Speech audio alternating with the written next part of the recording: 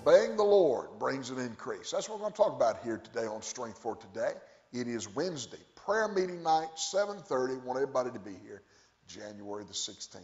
No birthdays today, but prayer meeting tonight, so make sure you come out for a church-wide prayer meeting tonight at 7:30. Obeying the Lord brings an increase. Deuteronomy chapter 6, verse 2 says this, that thou mayest fear or respect the Lord thy God, to keep, that means to obey, all his commandments and statutes, which I command thee and thy sons and thy son's son and all the days of thy life, and that thy days may be prolonged.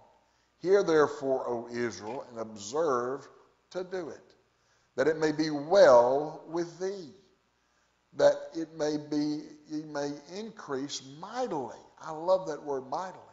As the Lord thy God of thy fathers has promised thee in the land that floweth with milk and honey.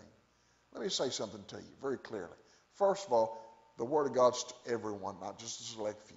It's to all men. Number two, observe means to follow and to obey, that it might be well with you. You say, things aren't going well with me. Well, maybe you're not observing to do all the Lord's told you to do. You got to do it all, not just parts and pieces. It's not Burger King. Oh, you got to take the whole enchilada. You got to obey the whole Word of God. And he says you'll increase not a little, but mightily.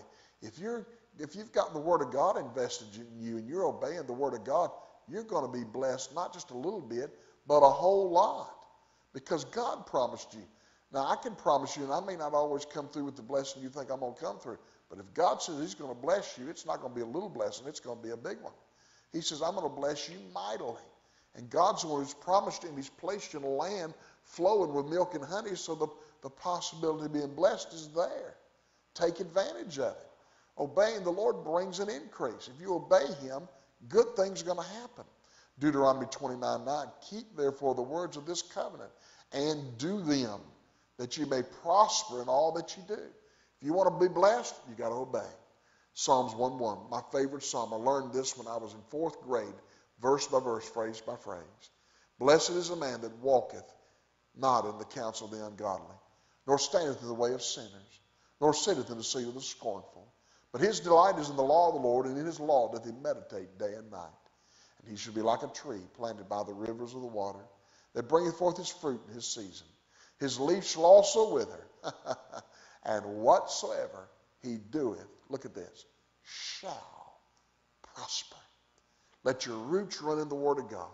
Let it absorb it, that you'll obey it.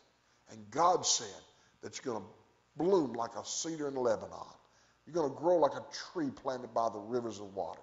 You'll never run out of water if your roots are in the Word of God. And you obey the Word of God, he's going to bless you, and you're going to be a blessed, fruitful tree wherever God plants you. May he be your strength for today and your hope for tomorrow.